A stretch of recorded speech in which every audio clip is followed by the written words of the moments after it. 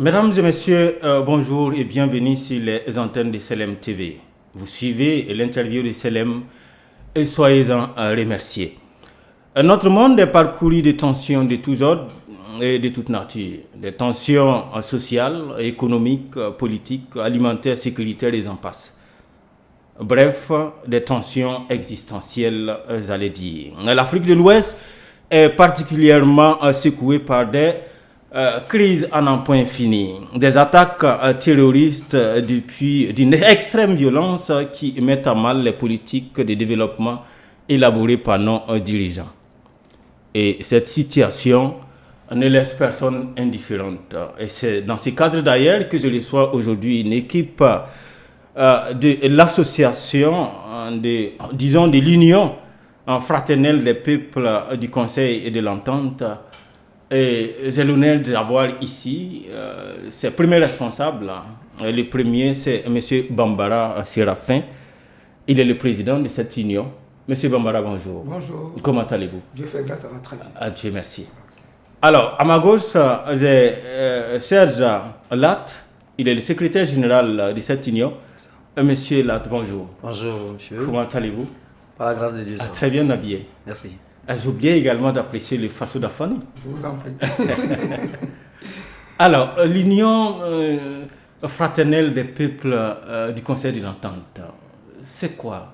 De quoi s'agit-il au juste? C'est une association apolitique qui existe depuis 2005 dans le cadre de la paix et la cohésion sociale.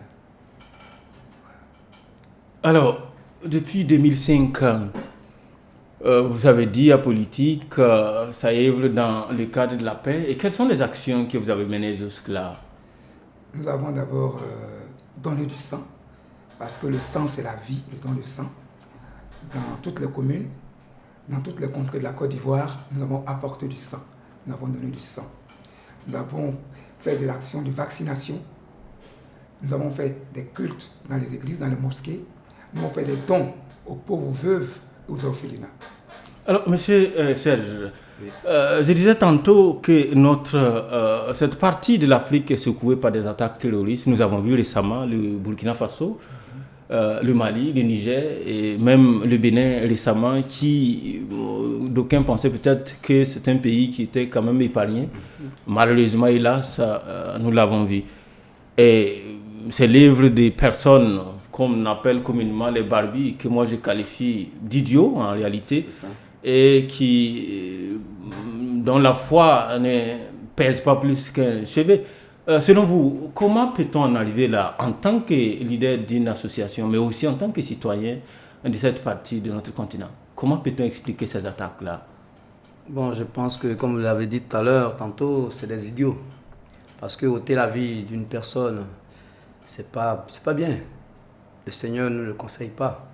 Alors, je ne comprends pas, moi-même j'analyse, mais je ne comprends pas pourquoi de telles personnes existent pour ôter la vie à d'autres personnes.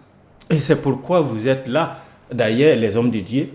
Et vous êtes là ce matin pour nous annoncer une activité qui s'inscrit dans le cadre de la recherche de la paix.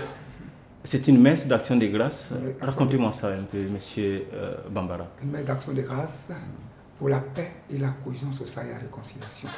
Parce que je pense que nos valeurs chrétiennes, animistes, que tu sois animiste, que tu sois chrétien, la valeur c'est l'amour que tu donnes. Dieu dit dans sa parole, comme le fait que je suis chrétien dans Jérémie 29, que la paix pour lui c'est la paix. La cœur dispose, la paix est avant toute chose. Et que ce qu'il forme pour l'homme c'est la paix. Et nous, quelque part, pour toucher le cœur de Dieu, parce qu'il faut poser une action de grâce, pour toucher le cœur de Dieu, parce que c'est Dieu qui dispose le cœur des hommes. La paix appartient à Dieu. Donc nous avons une messe d'action de grâce pour la paix et la cohésion sociale. Et nous invitons tout le monde, particulièrement les musulmans, les animistes, tout le monde, parce que tout le monde est concerné par cette situation.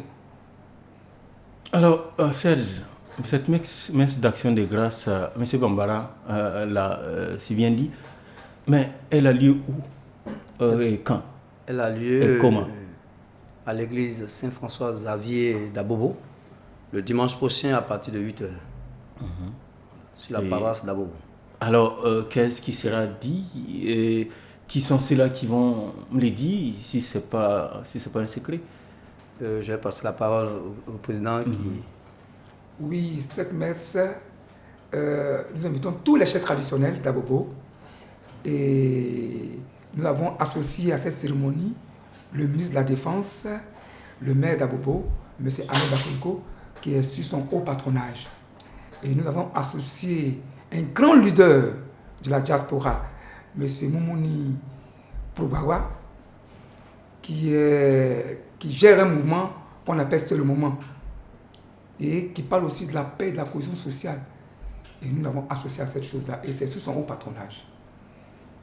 Alors, donc à Bobo, à 9h, à 8h. À 8h, excusez-moi. Et il y a déjà quoi, une feuille de route, qu'est-ce qui sera dit effectivement, exactement, pour que les uns et les autres qui voudraient venir puissent au moins savoir un aperçu? Oui, il y a une feuille de route. La messe, à partir de 7h45, tout le monde est en place. Le culte de la messe commence à 8h. Et au niveau des offrandes, ce que nous avons apporté, nous allons l'offrir d'une manière symbolique à l'Éternel pour qu'on puisse remettre aux pauvres, à ceux qui n'en ont pas. Parce que nous pensons que la crise actuellement que nous vivons, la pauvreté, quelque part, fait partie de beaucoup de choses. Parce que maintenant, il y a une distance entre le riche et le pauvre. Donc, tout ça fait partie de la paix même diminue en toutes choses. Parce que la paix aussi, il faut manger. Bien sûr. Voilà. Donc, à la fin du culte, à la communion, le parrain, les deux parrains, le ministre et le parrain, auront un mot à dire pour la paix et la cohésion sociale. Ils vont inviter les gens quelque part à aller à la paix, parce que nous pensons qu'il est grand temps. Voilà. La paix n'est pas un vain mot, c'est un comportement, disait Fouboigny. Voilà. Selon vous, que dit l'Église quand on voit aujourd'hui qu'il y a beaucoup plus... on dit beaucoup plus, mais on fait moins. Qu'est-ce qui explique cela? Parce qu'aujourd'hui, dans la bouche des uns et des autres, nous avons la paix, mais dans la matérialisation, elle n'est pas trop manifeste, elle n'est pas toujours présente. Comment expliquez-vous cela? Je pense que ce sont les politiques qui sont derrière, qui manipulent les religieux dans ce monde que nous vivons. La politique a pris le dessus sur la religion. Voilà, l'union fraternelle des peuples du Conseil de l'Entente veut corriger cela? Oui, avec Dieu. Avec Dieu. À la grâce de Dieu. Alors, le Conseil de l'Entente, parlons-en. Pourquoi ce choix? Pourquoi ce nom, ce sobriquet? Ouais. Le Conseil de l'Entente est l'une des plus vieilles des organisations qui a été créée depuis 1959. Et tous les autres sont partis d'elle. La CEDEAO a été créée en 1975. Donc c'est la mère. Parce qu'en toute chose, même quand vous êtes dans une famille, quand vous êtes 10, souvent vous retrouvez à 5 pour relancer la famille. Et je pense que c'est ça la base. Il faut toujours avoir une base, une certaine force. Donc c'est ce qui a fait que nous avons choisi de s'appliquer l'Union fraternelle du Conseil de l'Entente. Parce que le Conseil de l'Entente est la première organisation internationale. Elle est née en 2005 et elle est située où? Elle est située à Angrier, à Cocody. Angrier, à Cocody. 1982. Je voudrais rappeler également que vous faites aussi des noms de sang. Oui. Alors, quelle belle initiative. Oui, et il faut dire que pendant la crise que nous avons connue en Côte d'Ivoire, le sang manquait. Il fallait aussi faire quelque chose, apporter aussi quelque chose. Et nous sommes assis, nous avons réfléchi en plateforme, on a dit, bon, la première chose qu'on peut faire, c'est donner du sang. Sauver des vies humaines. Sauver des vies humaines. Et c'est ce que nous avons fait quelque part en donnant quand même du sang. Et en donnant des vivres à ceux qui n'en ont pas. Ok. Alors, qu'est-ce qu'on devait dire, qu'on n'a pas dit à propos de cette manifestation grandeur nature et que, j'imagine, Abobo sera pris d'assaut par des hommes et des femmes épris de paix qui voudront apporter leurs pierres à l'édifice pour une construction définitive de la paix dans notre sous-région. Donc, s'il y a un appel à lancer dans ce sens-là. Oui, je crois. Oui, bon, on demande à toute la population déjà d'Abobo de venir nombreusement pour venir écouter ce que c'est que la paix et puis vivre la paix. Voilà. Alors, qui sont ceux-là? Des apôtres, des prêtres, voilà, qui va célébrer la messe? Ça serait le père curé qui célébra la messe, le père curé d'Abobo, avec le conseil paroissial et le vicaire tout ensemble, qui viendront quelque part pour parler de la paix, pour motiver, activer, ramener tout le monde, pour ne pas qu'on lâche, parce qu'il faut aller jusqu'au bout. Je voudrais même citer une citation à ce propos, venant de Saint François d'Assise, qui disait que « Demandons à être constructeurs de paix, que là où il y a la haine et le sentiment, nous mettons l'amour et la miséricorde. » Fin de citation. C'est-à-dire que où il y a la haine, qu'on mette l'amour et la miséricorde. La miséricorde vient de Dieu. Voilà. Parce qu'en nous, nous avons été créés à l'image de Dieu. Voilà. Alors, mesdames et messieurs, amis téléspectateurs, vous suivez l'interview de CLM TV. Je reçois l'équipe dirigeante de l'Union des peuples fraternels du Conseil de l'Entente et ils sont venus nous inviter tous à une messe d'action de grâce qui aura lieu dimanche prochain dans la commune d'Abobo. Une messe d'action de grâce qui s'inscrit dans le cadre de la recherche de la paix pour notre sous-région, pour l'Afrique et pour le monde. Et je pense que les uns et les autres, vous allez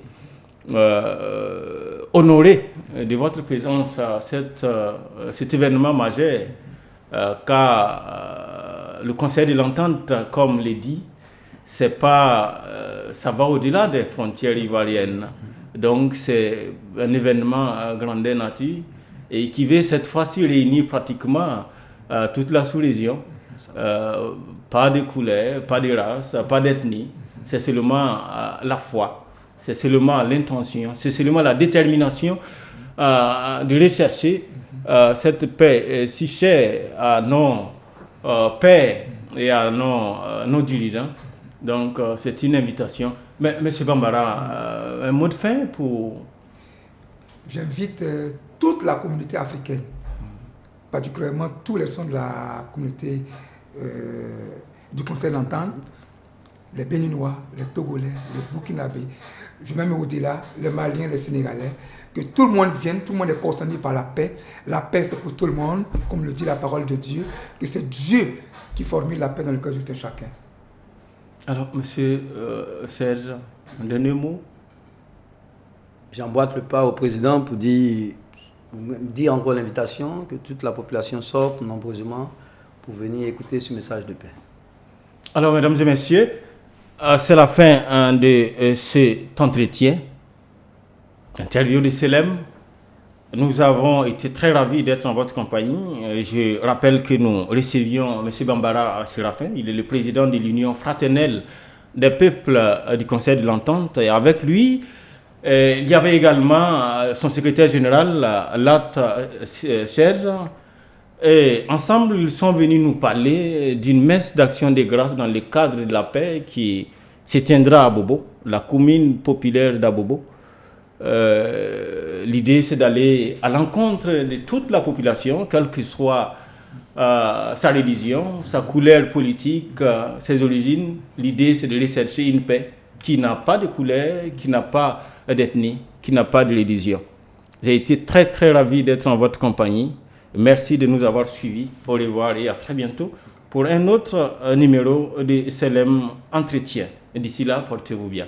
Merci. Ouais. Pareillement.